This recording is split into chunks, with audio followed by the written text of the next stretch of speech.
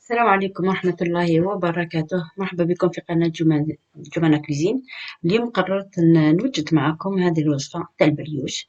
البريوش هذا يجي خفيف وسهل، ويعني يجدو في الفم، والعجينة تاعو تجي كالقطن، والمقادير تاعو اقتصادية، يعني في متناول الجميع.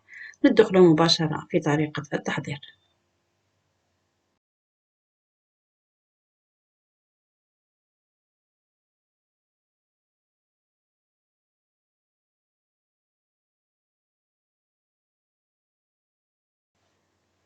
هنا نبداو المقادير تاع الوصفة تاعنا.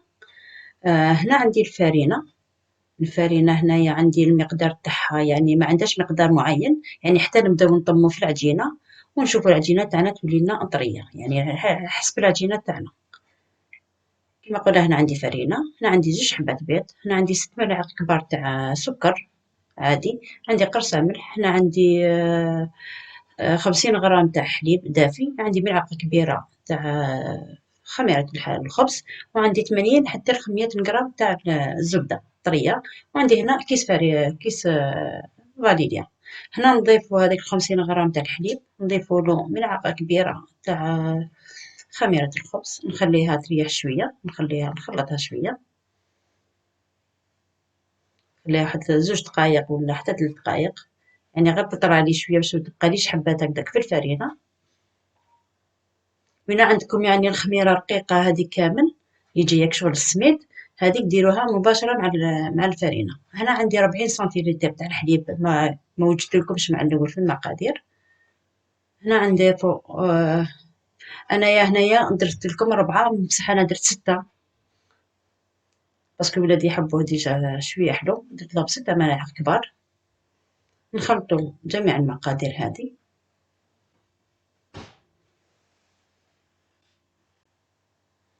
هنا قلنا نخلطوها مليح. هنا بعد ما خلطت، هنا نضيف له 2 حبات ولاد الدجاج، نكسروه من الداخل ونخلطو مليح المقادير هذيك.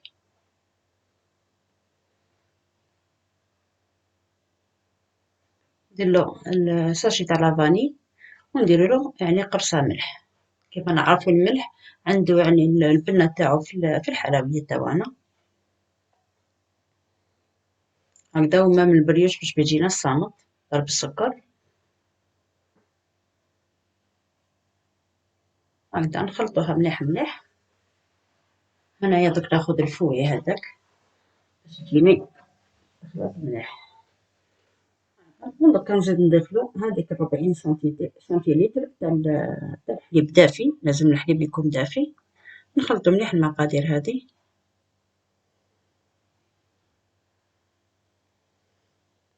نبداو نضيفو في الفرينة. أنا ضفت هنايا حوالي 400 غرام فرينة الدفعة الأولى يعني درتها، ونبدا نضيف بالعقل بالعقل حتى نتحصل على عجينة تكون طرية، ما تكونش طرية بزاف. ما تنساوش بلي حنا مع الآخر راح نديرو لها هذيك 80 حتى 100 غرام تاع الزبدة، صافي تعاود تطريها لي، صافي العجينة تكون شوية شادة روحها هكدا، باش نزيدو نطروها شوية ومن بعد مع بالزبدة هكدا. أنا بعد ما خلطت الفرينة الأولى دوك نبدا نزيد بالعقل بالعقل حتى تنطبني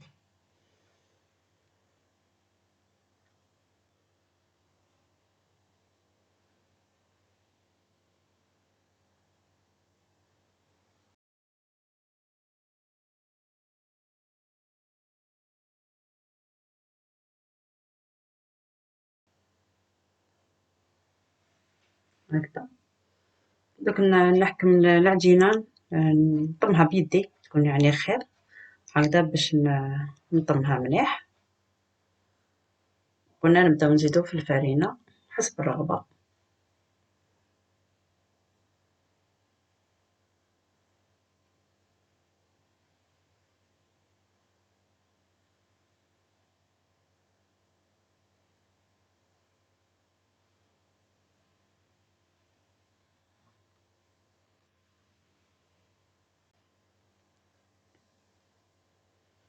هكدا دوك أنا بعد ما نطمت لي هاد العجينة تاعنا، دوك نحكم نحيها ونحطها في طاولة العمل هكدا تجيني سهلة في الخدمة. يعني وندلكها أو ميم طون شوية حتى تنضملي وتولي طرية شوية. هاكا بعد ما هنا عجنتها شوية دلكتها، هذا هي يعني القوام تاع العجينة تاعنا تكون شادة روحها. هنا نفتح العجينة تاعنا ونضيف لها هذيك 80 حتى ل100 غرام تاع زبدة طرية. هكذا نحكمها ندخل العجينة كامل ونبدا ندلك فيها بالعقل بالعقل حتى تدخل لي هذيك الزبدة مليح في العجينة. يعني هنايا ما بدات تخرج لي هذيك العجينة تخرج شوية في البلان طرافاي، يعني ما فيهاش مشكل نكملو هكذاك ندلكو كيما راك تشوفوا. شوفوا هي خرجت شوية، يعني ميم نبقاو ندلكو فيها حتى تشرب هذيك كامل هذيك الفرينة. واللي عنده يعني العجان كهربائي لو بيتخا، يعني تقدروا ديروها في البيتخا تجيكم سهلة. أنا حبيت نديرها بيدي خاطش بزاف كي يشوفوا نديرو في البيتخا يقولك باقي ما تنجحليش باليد، ما هي تنجح كي باليد كي بالبيتخا. أنا عندي بيتخا ما حبيتش نستعملو باسكو حبيت نبينكم بلي ميم باليد يعني البريوش تاعنا ينجح لنا ويجينا شباب. هاكداك هنا بعد ما دخلت هذيك الزبدة مليح في العجينة تاعنا. شوفوا العجينة هاي اللي كملتها ولات لي طرية شوية. شوفوا كيفاش هاي تلصق شوية. علاش قلت لكم مع الأول لازم ديروها شوية شادة روحها هكداك باش تجينا كيف كيف. هنا نحكم البول تاعي اللي ندير فيه العجينة، نديرلو شوية زبدة ونضيف العجينة تاعي لداخل ونخليها تخمر. أما هنا الخميرة كله على حسب درجة حرارة المنزل. إذا كانت الدار سخونة تمتمي تخمر لي ميم با ساعة تخمر، وإلا كانت الدار باردة يعني نغطو العجينة تاعنا مليح نديرولها بلاستيك غذائي ونغطوها نخلوها حتى دوبلي الفوليوم تاعها.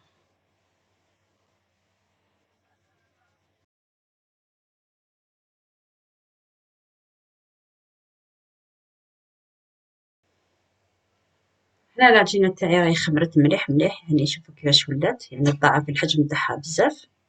هكذا دوكا نحيلها البلاستيك تاعها ونعاود نهبط لها هذيك الخميرة تاعها. شوفوا كيفاش يعني خمرت مليح. هيا دوك نحي العجينة تاعي ونحطها في طاولة العمل باش تجيني الخدمة سهلة.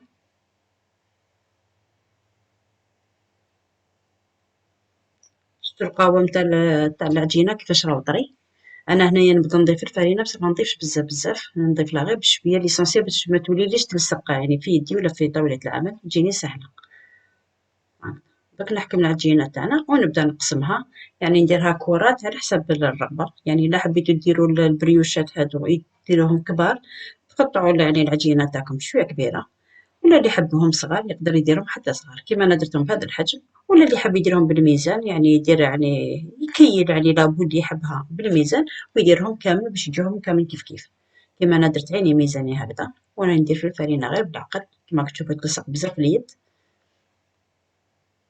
هكذا دوك أنا نديرهم كامل هكذا كورات باش نكمل يعني التشكيل تاع البريوش تاعي.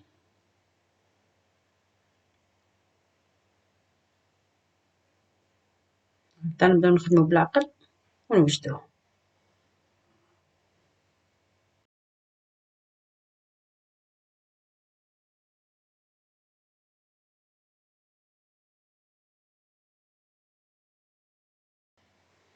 أنا بعد ما كملت هاد الكرات تاعي نبدا نخدم بالوحدة. نبدا بالأولين اللي درتهم نبدا نحلهم هكذا بالطول، ما نحلهمش بزاف رقاق يعني عاديين هكداك واحد 3 مليمتر نحلهم بالطول كيما راكم تشوفوا في لا فيديو.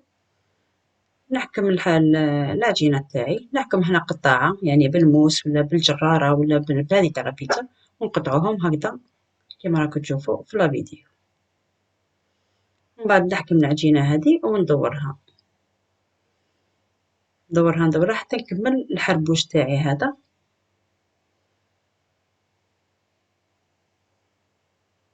هكذا بهذا الشكل. وبهذا الشكل نوجدو وردات كيما راكم تشوفوا يعني في الشكل الأول اللي بديتو. هكذا ناخد الحربوش تاعي هذا ناخد الطرف تاعو هذاك نبدا ندور يعني حاجة ماشي واعرة حاجة عادية هكذا، وهذاك اللوبول الاخر تحطوهم لتحت هكذا باش ما تنفتحلناش بهذا الشكل يعني.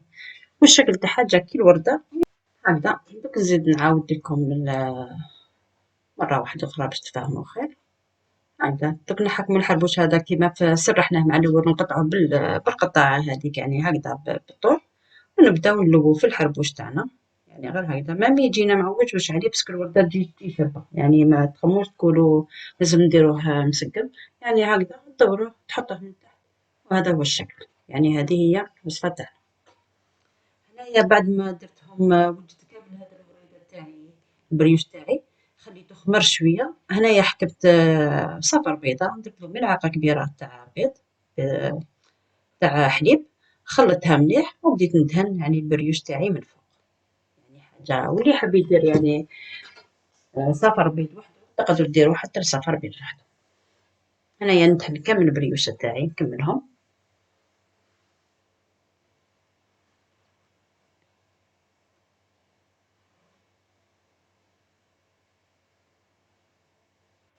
وهنا بعد ما دهنتهم بالبيض كامل، هنا حكمت السكر هذاك الخشين اللي يشبحوا به لي شوكات ولا لي غاتو كامل. هنايا أنا ناخد هاد البريوش تاعي وندردر عليه من فوق هكدا، على باش على بيه لهذا البريوش هذا نعيطولو لي بغيوش ديامون، يعني يجي كيشغل ديامون هكدا بالسكر هذا، وتجي حاجة شابة. واللي ما عندوش تقدروا تستغناو عليه، يعني مام تقدروا مام حتى ديروا له يعني سكر عادي، سكر كريستاليزي تقدروا ديروه. هكذا أنا بعد ما كملته ندخلو للفرن على 180 درجة حتى يحمر لي على حسب الذوق. إلا حبيتو تحمروه زيادة ديروه يحمر زيادة، وإلا حبيتو طيبوه دوغي خلوه يطيب دوغي، يعني كيما طيب كل واحد الذوق تاعو. لا، هذا هو البريوش تاعي راني كملته طيبته، يعني جا الله الله، جا شبابي شهي. والبنة يعني مام البنة بنين بزاف وجا طري، يعني حاجة تاع تمتم نديروها، ويعني نشربو بها قهوة، نقدر نوجدوها يعني ما يشدش الوقت، غير الخميرة يعني حسب درجة الحرارة الدار، هكذا كي نوجدوه تاع تمتم. شوفوا كيفاش جا لداخل بعد ما فتحت وحدة، يعني جا كي القطن، يعني ماشي يعني مبالغ، مي البريوش هذا جا هايل. هكذا دوكا نخليكم مع تكملة الفيديو، وإن شاء الله نتلاقاو في فيديو آخر بإذن الله، والسلام عليكم ورحمة الله.